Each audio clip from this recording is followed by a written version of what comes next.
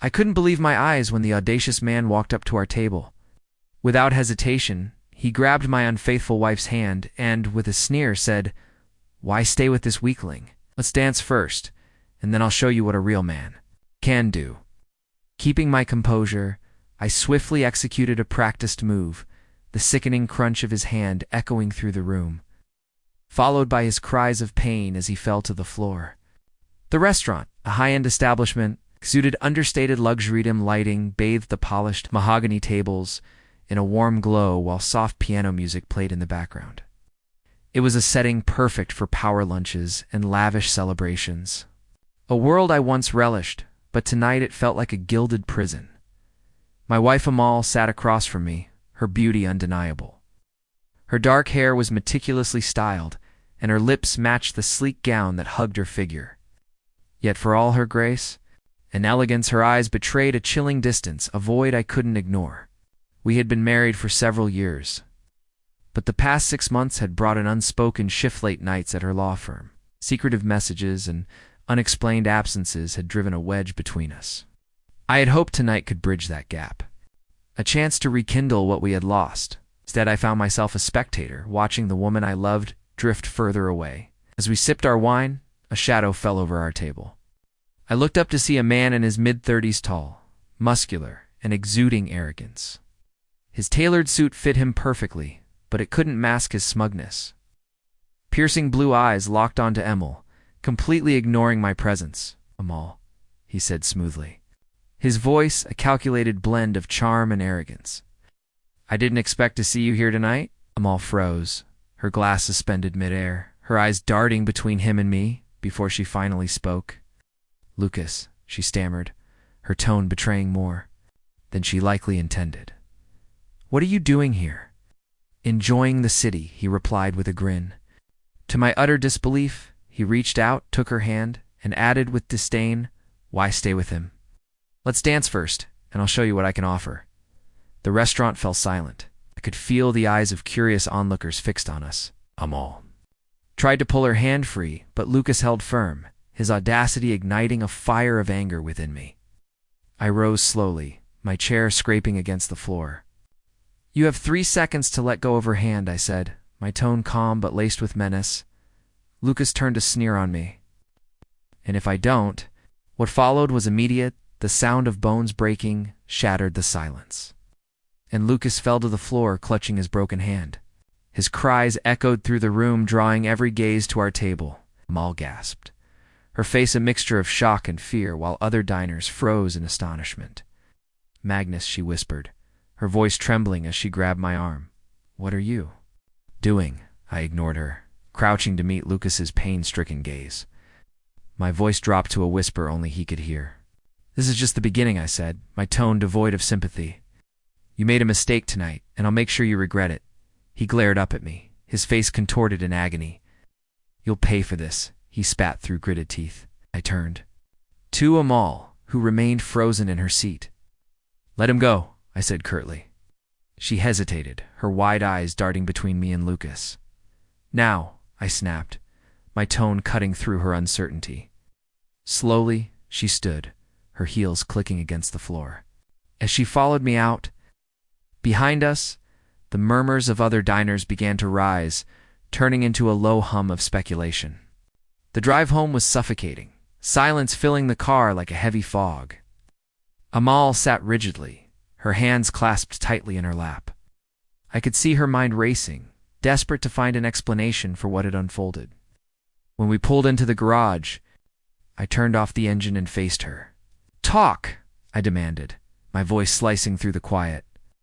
She flinched, her composure crumbling. "Magnus, I don't know what you want me to say," she murmured, her gaze fixed on her lap. "I want the truth," I said, leaning closer. "Who is he? How long has this been going on?" Tears welled in her eyes, but I felt nothing. She had exhausted my sympathy long ago. "It's complicated," she began. I cut her off with a bitter laugh. Confused, I repeated, "Let me simplify for you. Either you tell me everything now, or I'll find out on my own. And trust me, you won't like how that plays out." Her shoulders slumped, and the fight drained out of her.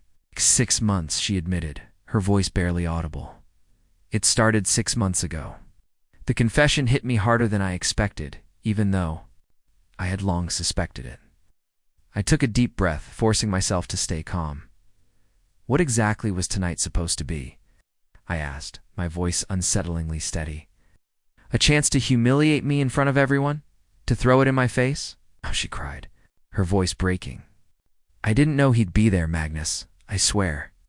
Stop, I interrupted, my tone sharp. I saw the way you looked at him, the way you froze when he spoke. You knew. She covered her face with her hands, her sobs filling the confined space. Of the car, I stared straight ahead, my thoughts racing. I needed answers, but more than that, I needed a plan. The next morning, I sat in my office, the Geneva skyline sprawling before me. My mind churned with anger and cold determination. Betrayal coursed through me like poison, but I refused to let it destroy me. If Amal and Lucas thought they could walk away unscathed, they were about to face a rude awakening. I started with Lucas. A simple online search revealed his carefully curated social media profiles. Photos of luxury cars, private jets, and designer suits painted a picture of wealth. But beneath the glossy facade, cracks appeared: failed ventures, lawsuits, and whispers of shady dealings. Lucas wasn't untouchable. I reached out to a network of associates, people in finance, who owed me favors and thrived on exposing fraud. Within hours, I had a damning report on Lucas's bank records. Bank records and risky investments revealed a man living far beyond his means. It was enough to ruin him, but I wasn't done. Next, I turned my attention to Amal, while she pretended. Life was normal. I quietly gathered evidence of her affair, emails, text messages, and even photos of her and Lucas together. I stored everything in a secure digital envelope. It wasn't revenge, it was leverage. If she chose to fight me during the divorce, I wouldn't hesitate to use it. The final step was to ensure their downfall played out publicly. I arranged for Lucas to be invited to an elite charity gala attended by Geneva's most powerful figures. Simultaneously, I made sure the dossier on Lucas's crimes reached the hands of a scandal-loving journalist. By the end of the event, Lucas's financial crimes and manipulative schemes were front-page news across Switzerland. Amal faced her reckoning when I handed her the divorce papers. She tried to protest, but the evidence left no room for denial. Our prenuptial agreement ensured she walked away with nothing, and the court of public opinion sealed her social downfall. The fallout began with bold headlines splashed across every major outlet. High society scandal, Lucas Heon, exposed in fraudulent schemes. The air laid bare every dirty secret: financial crimes, extortion, and the systematic exploitation of wealthy women. Lucas's once pristine image dissolved, and he went into hiding. Authorities launched a formal investigation, freezing his accounts and seizing assets. Former associates abandoned him, eager to distance themselves from the fallout. Amal fared no better. The whispers in high society circles grew louder. Friends vanished, and invitations dried up overnight. Her family, embarrassed by the scandal, distanced themselves, leaving her to face the aftermath alone. When we met in court to finalize the divorce, she was a shadow of her former self.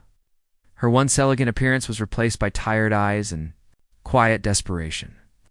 "Magnus," she said softly as we left the courtroom, her voice trembling, "I know I hurt you. Was this really necessary?" I met her gaze, my expression unyielding. "You made your choices, Amal. Choices have consequences." Tears welled in her eyes as she nodded and walked away without another word. Months passed and life settled into a new rhythm.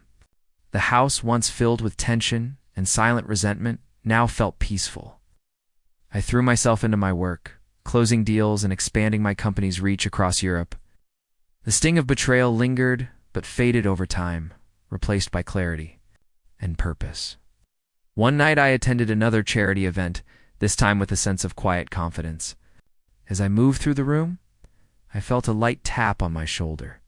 Turning, I found myself face to face with a woman who exuded quiet sophistication. "Mr. Adler," she said warmly, "I'm Isabel Forer, a historian. I've heard a great deal about your work, it's impressive." We spent hours in conversation.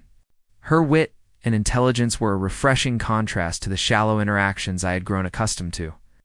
For the first time in years, I felt a spark of something genuine, a reminder that life, despite its challenges, still held beauty. That night, standing on the balcony of my home with the city lights stretching out before me, I reflected on the journey that had brought me here. Betrayal had cut deep, but it had also forged me into something stronger. Lifting a glass of wine to the night sky, I whispered words that had become my mantra. Pain sharpens us.